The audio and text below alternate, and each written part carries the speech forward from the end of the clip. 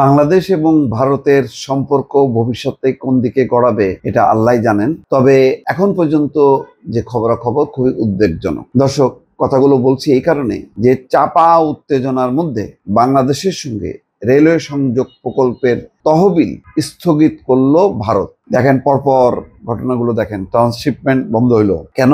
তারা বলতেছে যে বাংলাদেশ সুতা আমদানি বন্ধ করছে এবং 3টা স্থল বন্দর বন্ধ করে দিছে। তার বিকল্প হিসেবে পাকিস্তান থেকে আনার পরিকল্পনা করছে। তারপর পরে তারা ট্রান্সশিপমেন্ট বন্ধ করে দিল। এই খবর হইতে না হইতেই আরো সম্প্রসারিত হলো। সেটা কি?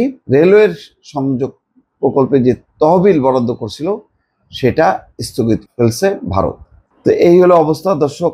এখন এই যে কাজগুলো করছে ভারত বাংলাদেশের সাথে কথা না বলে নিজে নিজে, এতে সম্পর্কটা উন্নত হওয়ার দূরে থাকুক, আরো অবনতির দিকে নিয়ে গেল। জানি না এইগুলো বাংলাদেশ গভর্নমেন্ট কিভাবে সামাল দেবে।